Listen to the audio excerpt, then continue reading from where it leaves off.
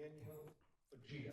And excuse me, Attorney Shaw, before you start, I should have said that Justice Stewart is participating by phone, so she's here with us. Just can't see her. Okay, thank you.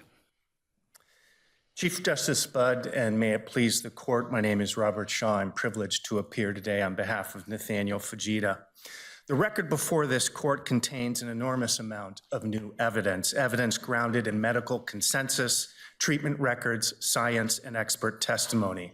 Together, it clinically confirms that Mr. Fujita is schizophrenic and that he was burdened by the presence and progression of that disease when he had a psychotic break, resulting in the tragic death of Lauren Astley.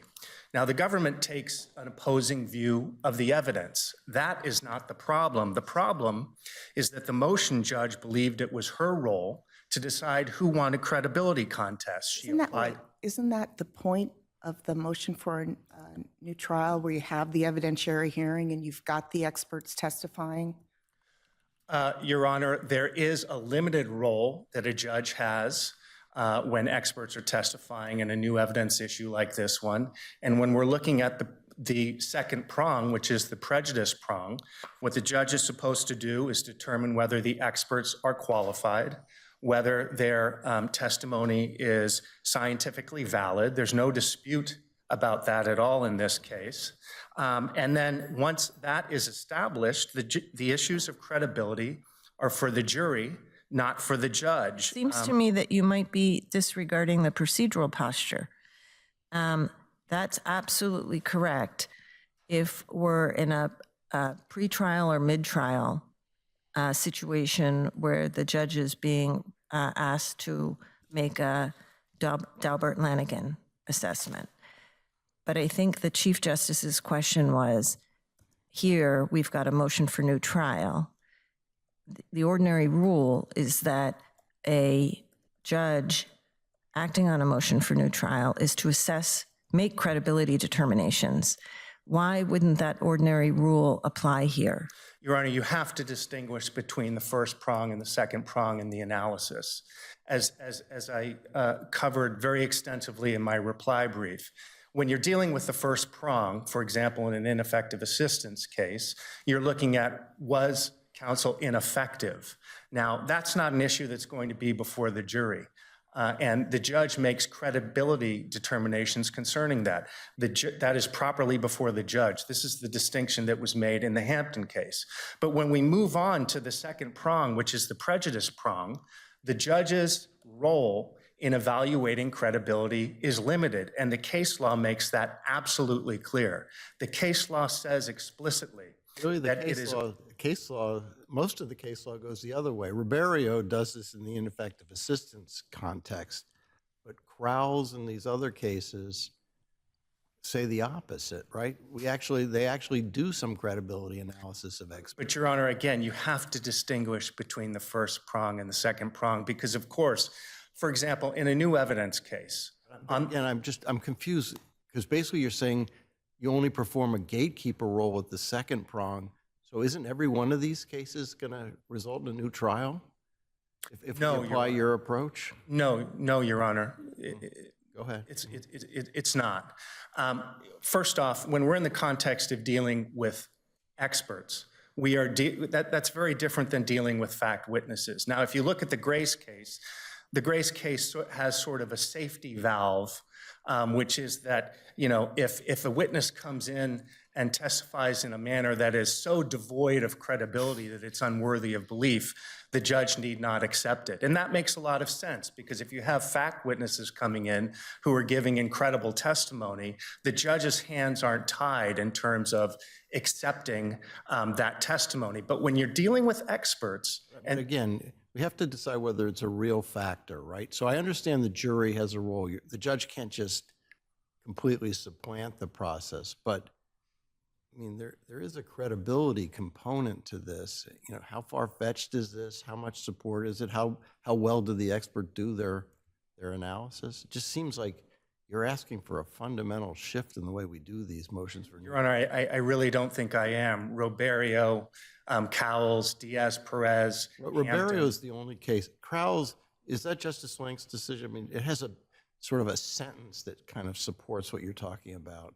Well, it talks about preserving the jury's role. But of course, you have to preserve the role to a certain extent because you need to have a determination whether it would be a real factor to the jury. So there's some role, but Roberio seems to be the only case that does this that I'm, Your Honor, I think that Roberio, Diaz-Perez, Hines, Tusseri, there are a number of cases along this line that uphold this standard.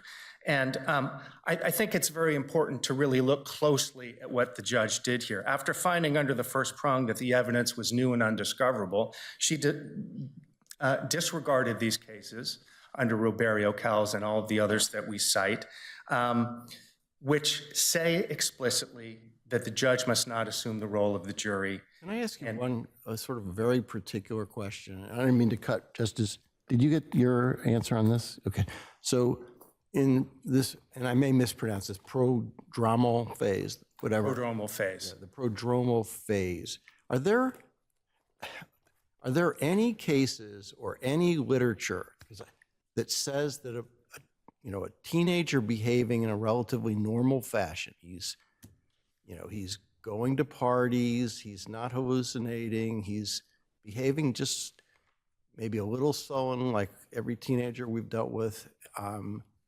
He's going about his business. He's not had any hallucinations or mental health issues or anything going on. And then he kills somebody, and then he behaves in the aftermath of that very normal. He's very quiet, respectful. He's not doing anything odd.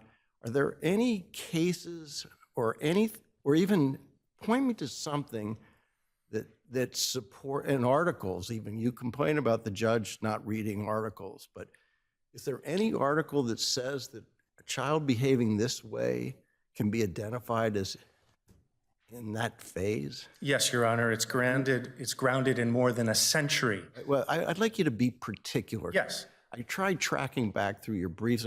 Tell me somewhere in this record, and if you can't tell me today, I'd like a letter, letter, where you show me in the literature that this kind of behavior can correspond to that prodromal phase. Prodromal phase, right. Okay. And we've submitted 82 articles and studies. I don't want to read 82 articles. I want you to help me. These are medical studies. Somewhere in this record where I can match behavior like this to that phase. That would be very helpful. Can you do it now? To begin with, Your Honor, let's look at what's in the record. The record is that there were very significant mental health issues. So the statement or assertion that he was acting normally and just as any teenager does is not true, okay? Because But I use what you've got based on his medical history at that point, and tell me what to look at in your record, because this is an enormous record, and I can't find what you're talking about. That would be very helpful to me, because I'm trying that's what the judge says. She says, there's no evidence that you can't do that. But go ahead. There are two issues. First, what's in the medical record with respect to his illness and deterioration. And there is a lot in the medical record regarding that. His mother brought him twice. 2011. That's correct. That's 2011. His mother is very concerned about him. His family, who's seeing him every day, say that his deterioration is severe. Speaking about, Dr. Meyer, speaking about the symptoms he was having, plummeting grades, flat affect, concrete thinking, difficulty understanding language is what his aunt was saying, difficulty communicating, social withdrawal, depression. It was so severe that his mother is twice taking him to see a psychiatrist to try to get him help. And of course, he's resistant. The psychiatrist ends up diagnosing him shortly before this happened, the best the psychiatrist could at that time, with a major depressive disorder, okay? So there is a lot in the record about his deteroration. That all came out at trial, correct? That did come out at trial. So, the way I see the issue, but correct me, please correct me if I'm wrong, or if you see the issue differently.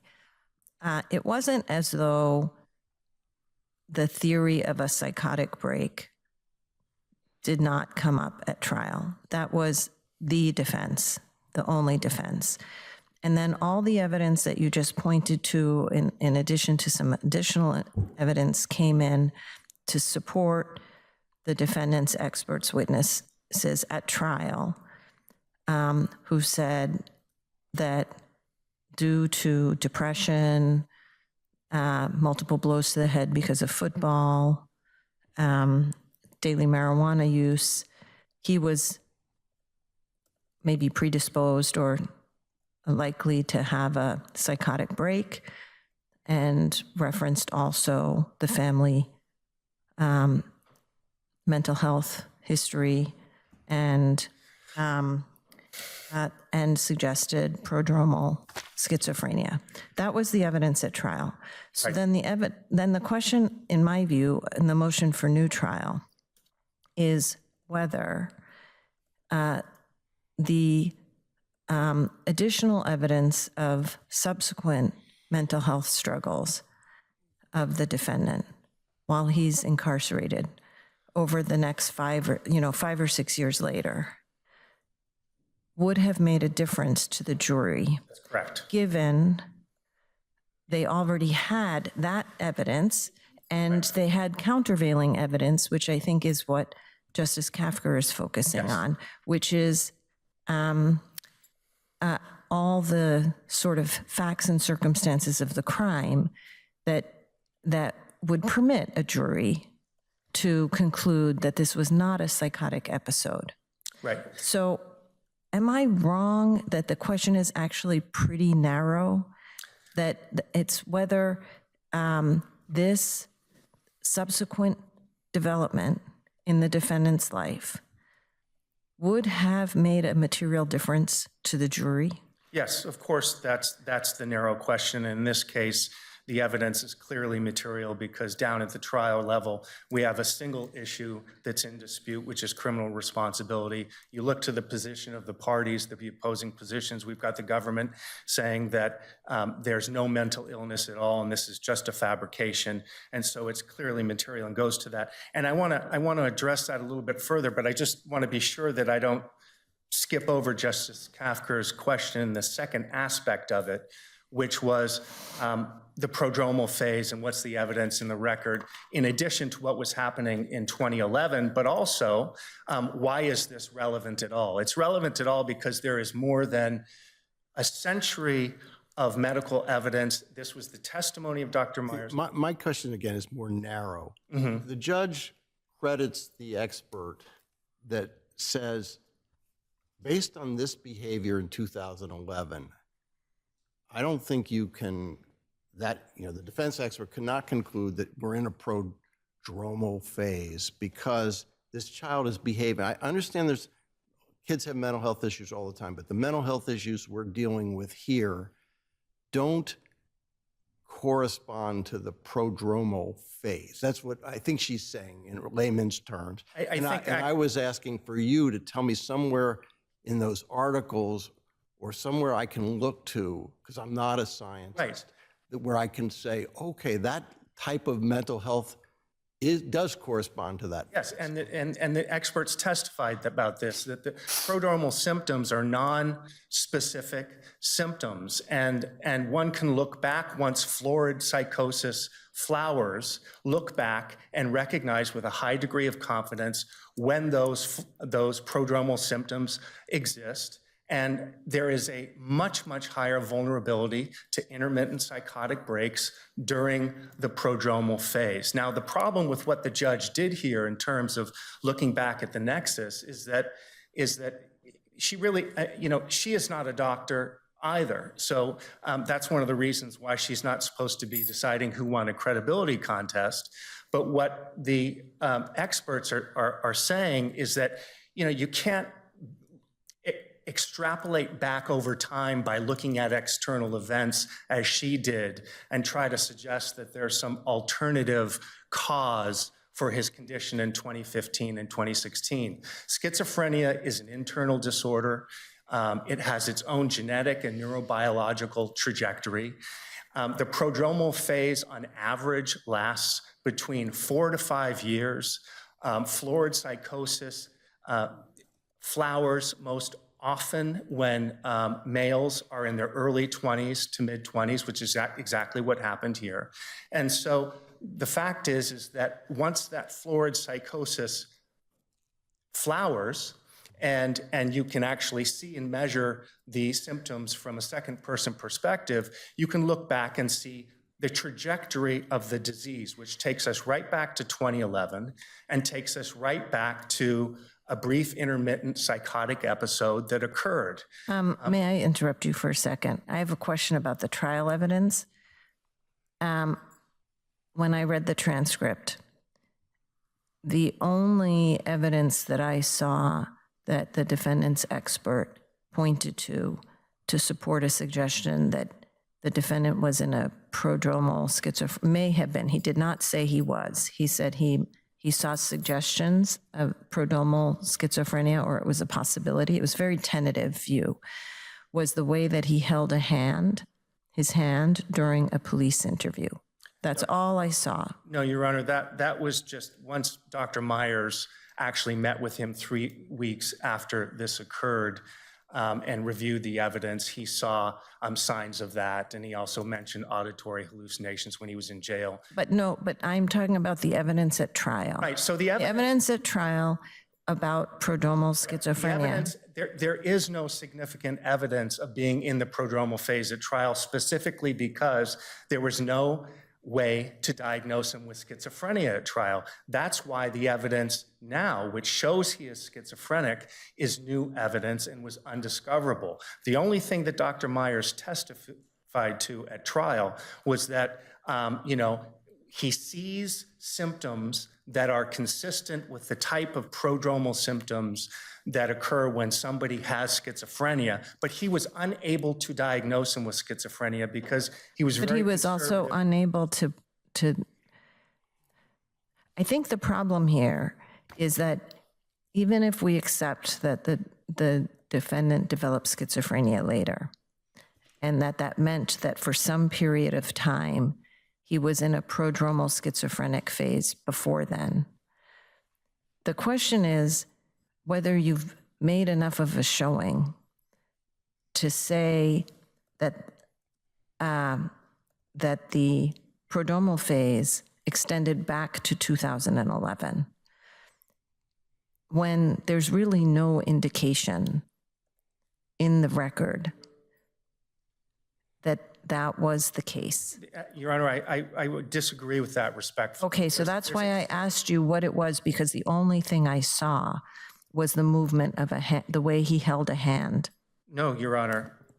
Plummeting grades, flat affect, concrete thinking, difficulty understanding language, difficulty communicating, social withdrawal, depression, severe depression, trying to self-medicate. All of these things are classic prodromal symptoms, and they were in the record notwithstanding the fact that they could not diagnose schizophrenia at that time because they were so obvious. And so there's extensive information in the record. So when we read the expert testimony or these articles that I want you to point me to, they're going to tell me that just those things you listed alone, in a context where the kid is socializing normally with his friends, where he's going to parties, where he's speaking very respectfully and lucidly to the police. Because again, the judge, I get your point that you've been making to Justice Walholingen, which is there's not much in 2011 because you can't do this analysis unless you go backwards. The problem I have is the expert, at least for the Commonwealth, says when you look at what he's doing in 2011, he's not in that phase. And the judge credits that. And I understand you have a second argument that the judge shouldn't be doing that, but I still don't see much in what you've got. And I would love to find it in the literature as opposed to this expert that she doesn't credit. Yes, I think it is in the literature, and I think that our experts testified to it. And again, I would like a 16L letter from you that will help us. I want you to point to, and don't you know, be specific, because I found your brief very smartly argued, but I can't find some of the support for things you're saying. Well, it's a large record. There's a lot in I get it. And Yes. You know, I also want to just say that you know, even if the judge had not made these fatal legal errors, you know, she still abused her discretion in this case, first by handling the proceedings in a manner that was fundamentally unfair, and second by making clear errors of judgment in weighing the factors relevant to her decision. And with respect to fairness, the court is aware I had to file 2 motions to compel. Those motions were denied based on 2 grounds. The government's representation, explicit representation that their expert would only testify as a general subject matter expert discussing general principles in the field of psychiatry and would not be discussing Mr. Fujita's mental health condition at all. And then the judge's assurances that we would be able to— probe on that point? Yes. And I don't mean to cut you off because you haven't got your questions. Can I? It's related to your earlier question that I need to get an answer to. Okay. So this is the second argument, because the one about that you made earlier about what you claimed the judge did wrong. So to Justice Kafka's earlier point, because I didn't get an answer to this and I need an answer to this, what is a judge supposed to do in the prejudice analysis in your view? Because Justice Kafka's point is the point that I'm interested in, because we're in these positions. If you're saying that the tie doesn't always go to the defendant, in response to Justice Kafka's question when he said, well, then you're always going to get a new trial, you said no. What's the limiting principle then? Yes. If the judge doesn't do this analysis, which you claim the judge can't do, what situation would result in the defendant never meeting or always meeting their burden? Right, and let me review that again. Again, the judge has a role. First, the role is, because we're dealing with very complex psychiatric testimony, this is complex stuff. Sure. We've got experts coming in who know what they're talking about, and we've got some opposing views about things, okay? So the judge is supposed to first determine, with respect to the defense experts, are they qualified? Because if they're qualified, they're likely to be credible. And is their testimony scientifically valid? Because if it's scientifically valid, then, you know, it's important testimony. Now, there's no dispute in this case that they're qualified and it's scientifically valid. I mean, these are very, very experienced people. Then, you know, under the grace standard, and this is a limiting principle, again, the grace standard has sort of this safety valve. It says, you know, if a witness comes in and testifies in a manner that is so devoid of credibility that it's unworthy of belief, the judge need not accept it. Now, that's a limiting principle that occurs in a case like, for example, the Bonnet case, where, you know, the defendant has fellow gang members and friends coming in and testifying, and the judge essentially determines, look, this is so devoid of credibility and unworthy of belief that I'm not going to accept it. It's contradictory. Can you just stick with the scientific or the expert testimony? Yes, and the prejudice part. Yes, and so going back, but that's just a safety valve. So going back, once the judge determines that qualified and scientifically valid, the issue of further credibility when there's a dispute is for the jury. It's not for the judge. But maybe not necessarily in the who will they believe, but just sticking to the Daubert-Lanigan framework.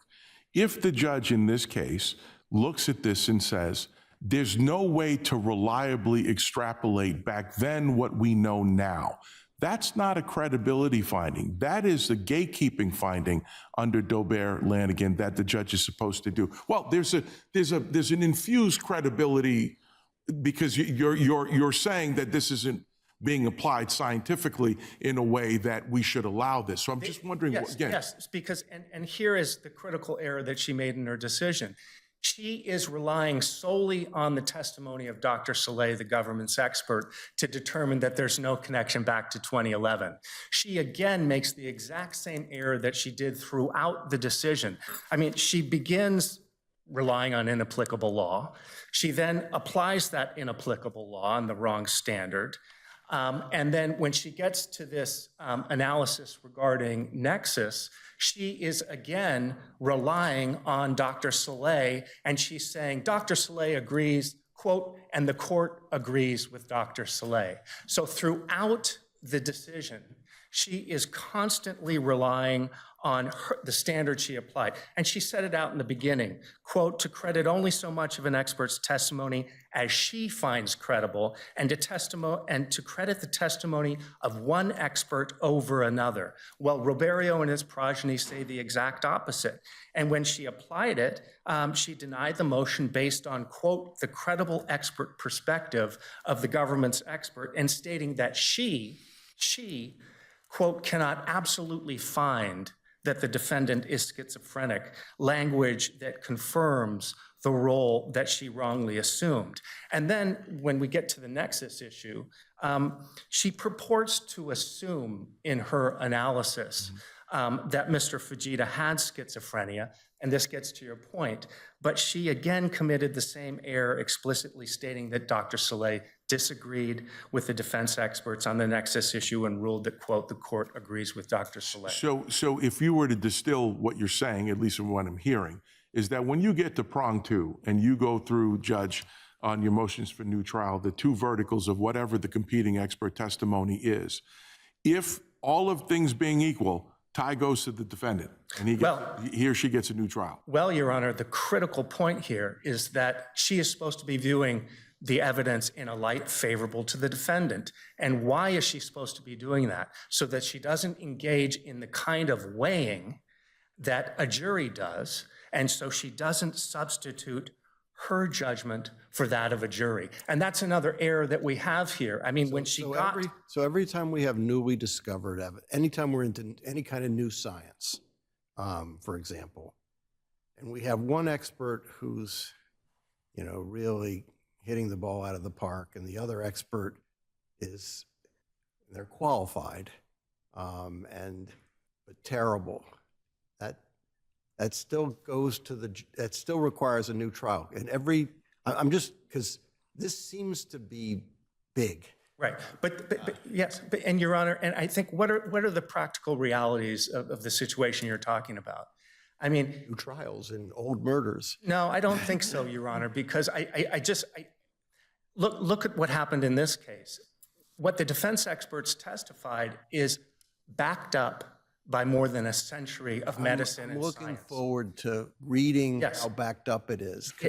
And the reality is that the government's expert came in this case, testified in a manner that, he agreed with an enormous amount of my questions on cross-examination, on how the analysis should be done, about schizophrenia, about the prodromal phase, about catatonia.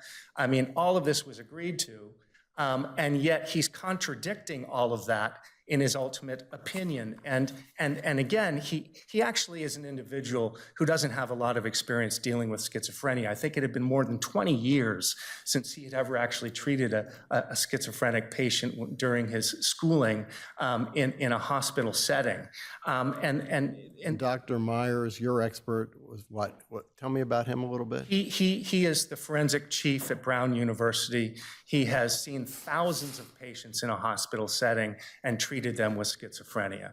He testifies that based on, and again, I haven't read all of this, he testifies that based on the way this 18-year-old was behaving at the time, he can conclude that he was in the prodromal phase in 2011. Yes. He's that direct? Yeah. Yes, absolutely. And it's important to realize, the prodromal phase, these are non-specific symptoms. This isn't florid psychosis. It needs to be distinguished from that. He's rejecting, again, does he directly reject the commentary by the doctor you discredit, which says this 18-year-old, after killing this woman, is under tremendous stress. He's going to spend his life in either jail or a mental institution. And those stressors can bring about this psychosis. Does he reject that theory too? Yes, he does reject that theory, but keep in mind that we were not permitted to present rebuttal evidence, as the judge had assured us we would be able to do. So I was not able to come. So my understanding is she extends your cross-examination by a half hour or something, but you were deprived of, you asked for rebuttal. I understand you had you were very concerned when she described that you were going to have to make your closing arguments. But did you request rebuttal again after you finished? Your Honor, I didn't have my expert scheduled. There's no way I could do the rebuttal. And part of the problem is that the motion to compel was resolved in part on her explicit assurances that, Mr. Shaw, you should assume that you're going to be able to present rebuttal evidence as you put down your case in chief. So obviously, we're doing that, understanding that if there are discrepancies, or as occurred here, Dr. Slay is testifying in a manner that we consider to be totally inaccurate, we're going to be able to respond to it. But she then abruptly reverses her ruling. And this is, again, this is after, our experts testify. Their expert observes that testimony in attendance. They wait 5 months. They say nothing, and then on the eve of their expert testifying, they expand their disclosures. And then, I'm in a situation where when I try to address the expanded testimony, there's an objection. The judge won't allow it, and she literally rules that if you keep questioning along this line, you're going to open the doors, and there is going to be a chance for redirect, but she's prohibiting me from having further cross-examination. So that was just fundamentally unfair.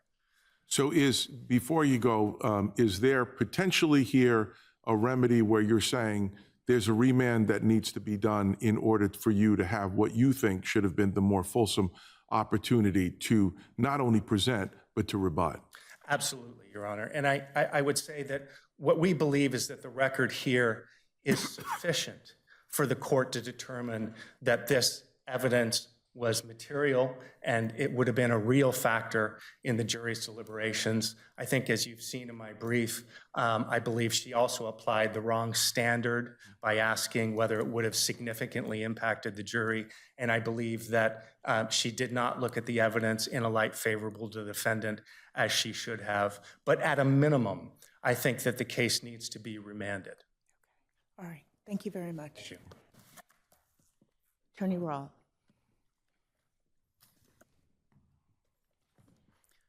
Thank you, Chief Justice Budd, other members of the court. And please the court, Assistant District Attorney Ryan Rawl for the Commonwealth on behalf of Middlesex. This court should affirm the conviction for the brutal murder of Lauren Astley by Nathaniel Fujita, affirm the denial of the motion for new trial based, at least on appeal, the issue. Well, let me,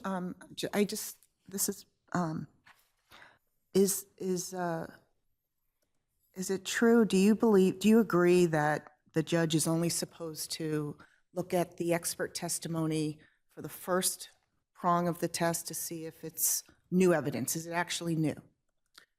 So the short answer to that is no. Okay. Why not? Because the standard laid out in Bonnet, in Cowles, in all of the cases involving newly discovered evidence require as a prerequisite that the court find that it be credible and material. Right, but that's all part of whether it's newly available and able to be used, right?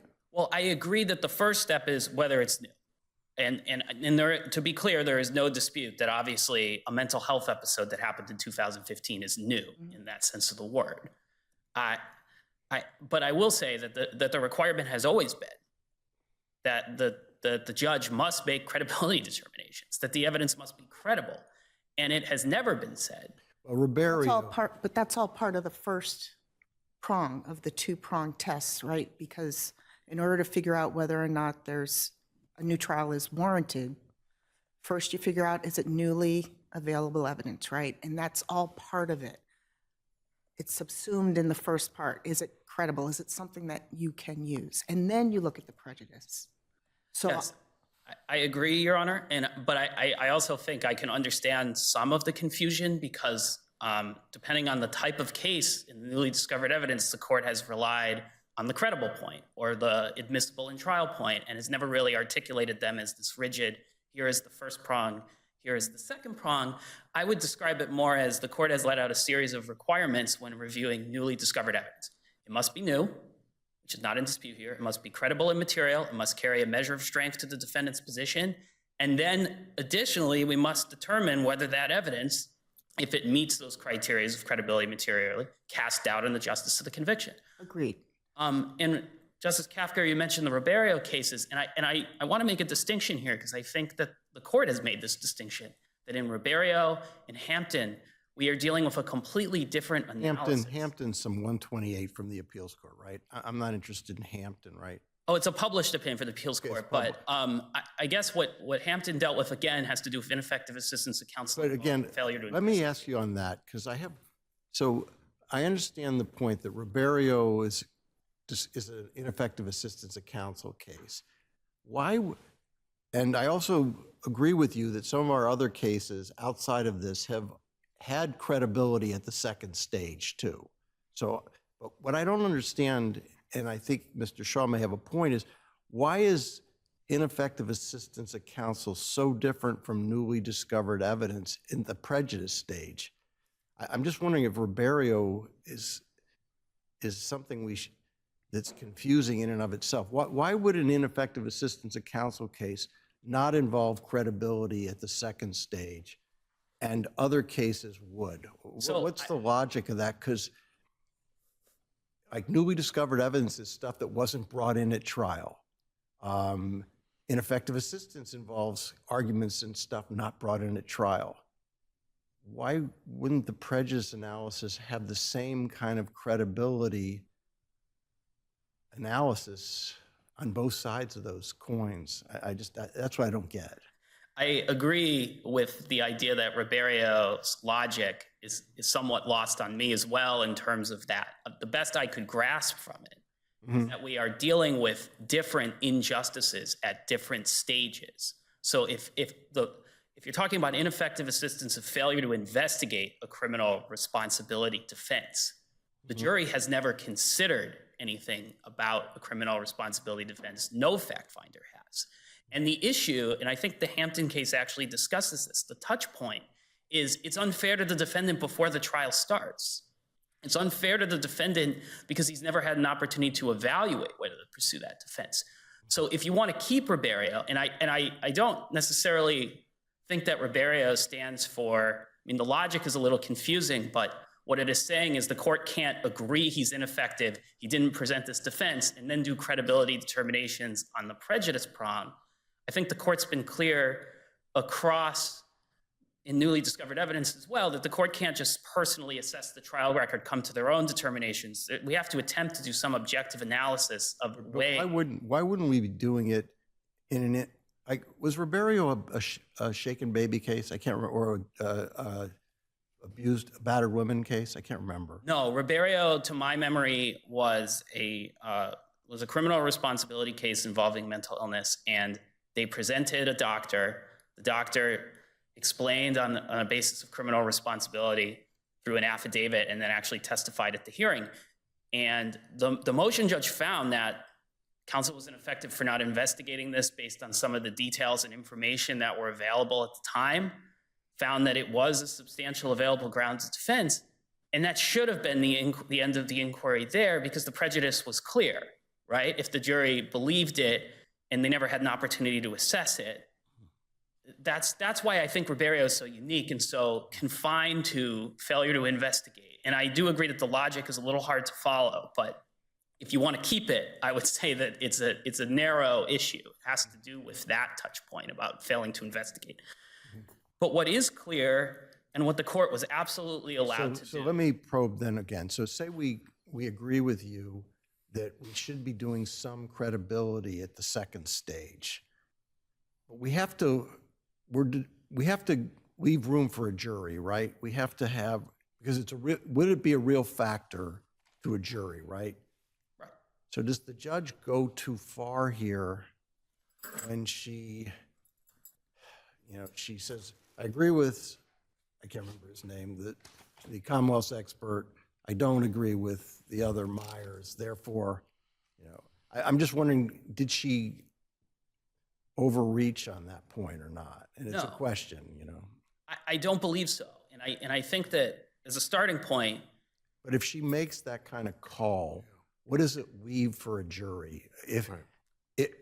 I understand Myers' testimony may be really incredible, and there's got to be some level where she doesn't have to go with that. But if you've got two relatively capable experts disagreeing with each other, does the judge make that call? Or does that take the jury, the real factor analysis out?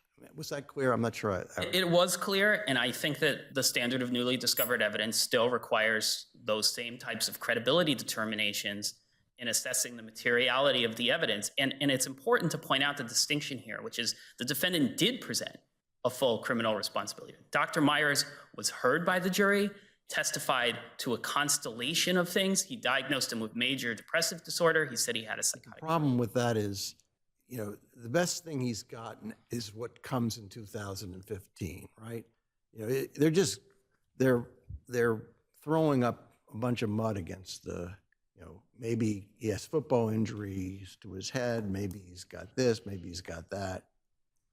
I agree it was a kitchen sink approach and that almost all the symptoms are nonspecific. And by definition, nonspecific symptoms do not prove you have a particular disorder. But then they're going back, and again, I'm waiting for Mr. Shaw to give me something that actually says that you can reliably go backwards. But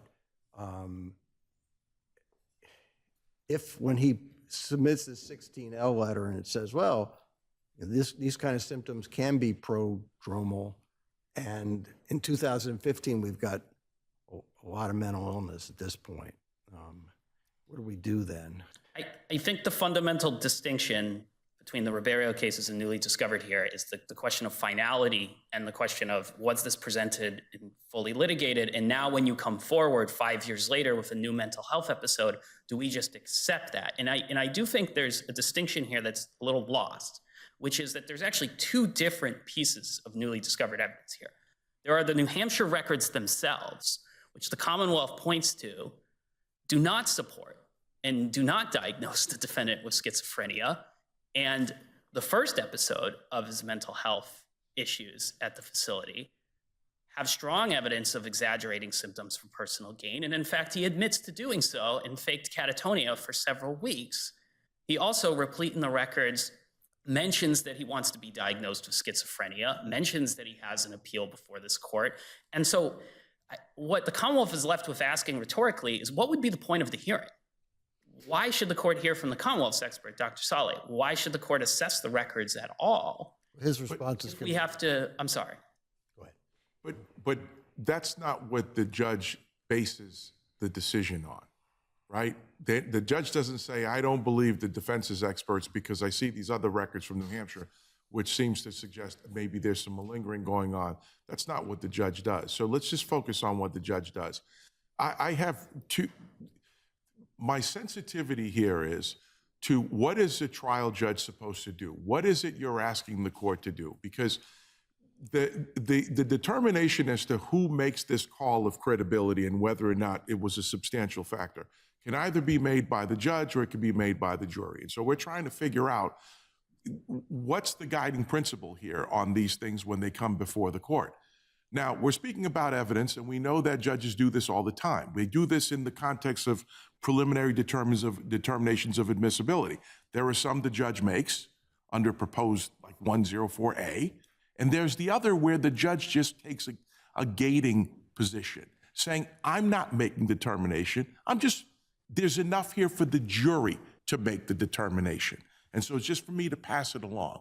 Why isn't it, as Attorney Shaw says, that this would be more like 104B, where I'm not making the call. I'm saying there's enough here under Daubert-Lanigan to say that this is an expert that is experienced enough, has the professional qualifications that we look to and want, and the jury gets to make this call. I'm just saying if there's enough for the jury to make the call as to whether this would have been a substantial factor. I think the problem with applying that limited Daubert-Lanigan analysis in a post-conviction motion for new trial based on newly discovered evidence is it basically means there's no finality. And I think Justice Kafka raised the concern about this, is that every criminal responsibility case in which someone develops future evidence of mental illness, which may be quite a few people, because as the court has previously said, substantial mental illness doesn't prove lack of criminal responsibility, but many people are substantially mentally ill and are still found criminally responsible. So the problem with having it such a low standard as to Daubert is what would have happened in this case is that the court should have read the affidavits and said, well, there were forensic psychologists, one of them examined him, that's enough. Motion for new trial allowed. Well, then that relates to another important issue, though. Now we go back to the process value. Because on the front end, if you're going to say that we need to value the finality of this to the point of saying, you know, being a little bit more rigid with who makes this call on the credibility and who gets to decide whether it's a substantial factor, now we've got to go back to what Attorney Shaw, and it was really palpable in the record because you could almost feel it. This issue about what he was allowed to do, what he was assured would be done, and what the Commonwealth disclosed about what the scope of the experts, the Commonwealth's experts' testimony. If we're going to say that we're going to be really rigid about your ability to kind of open this up on the back end, shouldn't on the front end, Attorney Shaw have had had an opportunity to give a full picture of not only what he was saying, but then give an opportunity to rebut what the Commonwealth said? I agree that he should have a full opportunity. He did. That he had 2 days dedicated. He was allowed to rebut what the Commonwealth's expert went outside of what was initially told. He was allowed to rebut that with his expert who wasn't there that day that he had to bring back. So I think what's interesting about the record about this process issue is that in terms of the question, he never asked for rebuttal after Dr. Saleh's testimony. He actually said he was limited and crossed, and the Commonwealth agreed, give him more time out of our time to redirect. We're not going to redirect. He was given more time. He actually finished his questioning early. He did not ask for a rebuttal. He indicated he was not prepared to do a closing statement, and he didn't give a closing statement. But let's talk about what happens at that point. He doesn't ask to call any other witnesses, and then the judge takes 6 months to issue the decision. So the hearing ends on February 22nd. Mm-hmm. The motion for new trial is decided August 14th. The defendant never moves to have additional witnesses. The defendant never moves to reconsider that decision and add witnesses, ask for the testimony. And I just think it's a little disingenuous on the process issue to say to this court, now you should remand it back, because first of all, their argument is you can't make credibility determinations. What would be the point of remanding it back? But in reading the transcript, there is the possibility that that counsel may have thought that such requests would be futile. I frankly disagree with that, because I think the court was looking for a closing statement, and that closing statement could have included what additional information he wished to present. He was allowed to submit all of those articles referenced in the flash drive were submitted after. So it wasn't that the court didn't accept new evidence. At the end of the hearing, he asked to add additional articles for the court to review, and it was accepted once the Commonwealth had an opportunity to review all of them and make sure we had them. And I do think it's important to lay out a little bit of the timeline of the process issue, because— Can I ask one, before you do that for a second? So one of the arguments you make in your brief is he didn't exceed what was agreed to. What did he was going to testify on general principles, and I take it your argument is that the general principles included the idea that you couldn't do this look back from 2015 to 2011 based on those documents. I'm just trying to understand whether he did go beyond what you said he was going to do. Right. So I'll start with saying that the court's initial order under post-conviction discovery was to simply provide information about the experts and the topics that they would cover. Right. And I won't touch too much on the motions compel, because your question is very specific. So what I will say is that while I don't agree that they should have been motions to compel, you have two very detailed disclosures in the record, and that is at volume 1, 569 to 573, and that's on September 1st. And then you have a more detailed one after that, that's a supplement on September 14th, and that's in the record appendix at 605 to 609. And what that clearly says in the first disclosure is Dr. Saleh is going to testify about the difficulties, about the reliability problems of trying to extrapolate back from a mental health episode years after the fact. The disclosure is so detailed that it actually lays out what the intervening events will be that we will be talking about. which, by the way, are in the Commonwealth's original opposition to the motion for a new trial asking to be denied without a hearing that was filed in July of 2021. I think his argument is, okay, you said that, but you didn't say he was going to conclude that he wasn't in a prodromal phase. So And does Dr. Saleh do that? no, he doesn't. So what happens is, and to be clear, on February 16th, the Commonwealth has a preparation session with the witness. That's detailed in the record on the Commonwealth's notice, which is towards the end of Volume 1. I don't recall the exact page number. And it says, we met with him. He gave us this new opinion. I disclosed that immediately on February 17th, after we have the meeting in the afternoon on the 16th. And what he says is I've now formed this opinion in my professional capacity that it's my view there's not sufficient evidence of schizophrenia. The judge does not allow that in. We have a back and forth, and the judge sustains an objection to him testifying to his professional opinion based on his assessment of the records of what Mr. Fujita's mental state is.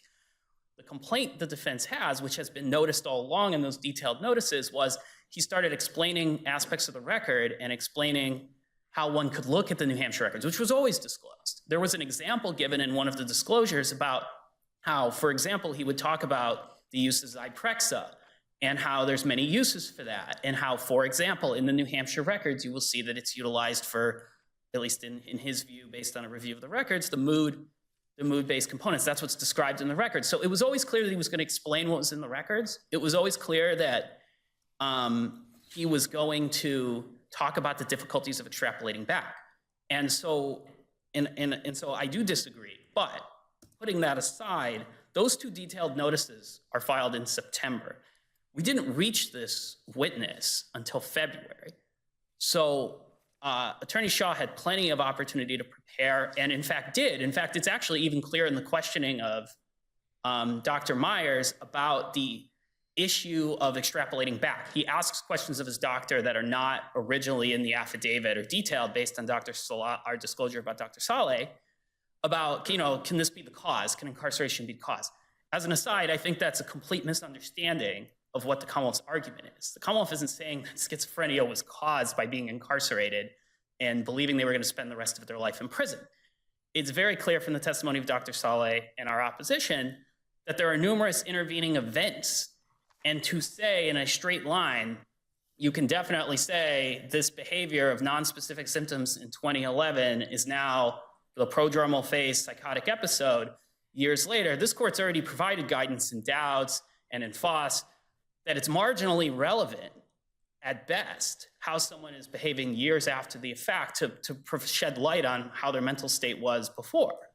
And I think that's really, while the judge was allowed to assess the credibility, has to make credibility determinations, and the court correctly did so. I would point to, in the motion for new trial, pages sort of 49 to 52 for the court's determination. The court doesn't credit Dr. Brown and Dr. Myers' assessment that he has schizophrenia, and points to the fact that they are basically trying to contradict the records that are in New Hampshire that don't say that. And so when the court's thinking about this issue of the gatekeeper provision and what the motion judge should do, think about the fact that the court has hundreds of pages of medical records that don't actually say what the experts, Dr. Myers and Dr. Brown mainly, actually testify to. And in that scenario, the defendant is saying, we have to just accept their interpretation of how he looked in New Hampshire, despite the fact that the presentation as described by those clinicians day in and day out is not consistent with that, at least from those clinicians' viewpoint. So that's the type, you're drawing a distinction, a type of credibility the judge can get into, which is fact-based, which is not questioning the expert's science, but questioning the foundational factual point. Right, in the Pike case, Commonwealth versus Pike, I mentioned it in my brief. They not only rejected the judge not only rejected the defendant's testimony, there's a footnote that says that the court explicitly didn't credit a qualified expert, Dr. Baxter, about having battered women syndrome, and this is the battered women syndrome case, and was right to do so if they believed that the underlying data was not reliable or that was not a credible expert opinion because of what it was based on. In that case, they said the battered woman was lying about whether she'd been battered, right?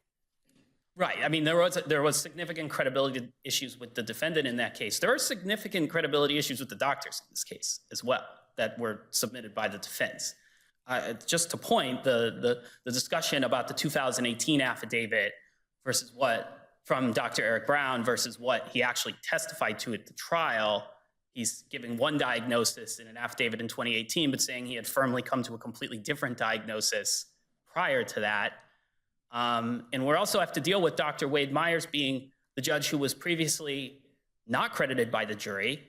An issue that is not raised in sort of the defendant's appeal of the motion for new trial, but is really relevant, is Dr. Myers' affidavit castigating and denigrating Dr. Fife. And then it becomes the case, as is clear from the record, that a lot of those statements were false, misleading. They weren't accurate statements to the record. So Dr. Myers, there are bias and credibility issues with Dr. Myers as well. I can see my time is coming up, and I wish I had had more time, but I understand this is the core issue. Yeah, I mean, if you have something else you want to, This is complicated. You can talk. yeah. So I think the fundamental problem, if the court can't make credibility determinations, is, for example, in Pike, if the defendant didn't testify, we just have to accept the expert's opinion because it's technically under Dauber qualified. So I struggle with that. I struggle with the idea that the court, after fully and fairly litigating criminal responsibility, having the battle of experts at trial, the defendant, all he has to do is continue to have a mental health episode, hire a new doctor, and that doctor examines him, develops an opinion, and now we just get a brand new trial on a heavily litigated case. And I think Schumann and Lefebvre, while dealing with research, it's the same vein. One cannot repeatedly relitigate criminal responsibility because new information comes about. If we allow that, we are ignoring what the original jury. You've drawn a distinction in certain cases. Like, okay, so we don't want the judge making scientific when we have two scientists disagreeing on the possibility of this person being in a prodromal phase, that's the kind of thing that we want judges to be careful about, as opposed to, okay, the first scientist relied on a bunch of factual information that's incorrect, meaning he wasn't doing this in the jail in 2013. He wasn't doing other things. He was doing things in 2011, which are inconsistent. I'm just trying to, because that seems to be the most important thing you're fighting about here, which is how we analyze this stuff. And this is a unique case because I think the issue here is that the records do not, in my opinion, and in Dr. Saleh's opinion, but the court can review those records, they do not diagnose him with what the defendant's Dr. Brown does. And so you have newly discovered evidence that says he was malingering during this time period, exaggerating his symptoms, and then he's diagnosed with something else. And then you have them hire a doctor who examines him and says, oh, it's textbook schizophrenia. And I mean, it's not simply Can I just make sure, I want to make sure that you are, that we understand where you're drawing the line. Are you saying here that the judge was properly made credibility determinations, not about the science, but about the facts? So yes, and credibility determination specific to the defendant. I think it's frankly kind of insulting to the judge to suggest that she didn't understand basic medical concepts. She understood the issue. She understood the concept of prodromal schizophrenia. She understood what their argument was. But her role in the motion for new trial was to determine whether they produced credible material evidence that he has schizophrenia in 2015 and 2016, and that can be reliably extrapolated back to 2011. We opposed both of those. The judge denied both of those credibility determinations in the defendant's favor, and that should be the end of the inquiry. But what I will add as a finishing touch here is that at page 55, in a paragraph in the motion for new trial, and by the way, the court correctly laid out the standard on page 48, because I found there'd be a lot of nitpicking about the standard the court was applying. The court assesses, even assuming everything is true, whether this would have made a difference. And the Commonwealth relies on Schumann, Lefebvre, and the very strong evidence in this case from the time of 2011 about the defendant's criminal responsibility We have no evidence of psychosis before or close to the murder, other than the defendant's self-serving statements to the doctor. We have a motive of domestic violence. There was a recent breakup. The graduation incident that happens weeks before, in which he gets into a dispute, an argument with her, and it's overheard. You have him acting normally in the months and days before, socialized with friends, went to the beach with his cousin and friend the day before, went to the family barbecue. No one's describing unnormal or uncommon behavior. You know, he normally texts the victim, and then after the murder, the degree of meticulous cover-up here is completely inconsistent with just having a psychotic break. I mean, we're talking about hiding his clothes up in the attic space, changing his clothes, disposing the victim's car at the beach, dumping the victim's body at a different location he was aware of because of a science project 7 miles away, you know, cleaning the crime scene, attempting to clean his car, discarding her keys in a storm drain. They had the Snake 13 storm drain, separating the actual keys from the locket, which was found in the marsh, disposed of the murder weapon, never found, disposed of his phone, never found, told the police, and coherently spoke to the police numerous times in the hours after this, providing detailed information. That's why, I mean, I get it. And that's why I'm very interested in what he's going to send his follow-up, that you can do that and be in a prodromal phase. But when he does that, you should read it and respond as well. Well, because to me, that is hard to get over that. But if he's got scientific literature that says that's possible, we're going to have to wrestle with that. I will tell you that at best, the scientific literature will say sometimes people present in prodromal with these types of issues. Sometimes they have. When you say these types of issues, these types of functioning normally and having, I mean, we have a 20-minute murderous psychotic episode surrounded by some mental health issues, but he's never been arrested. He's never been in trouble. He's never been violent.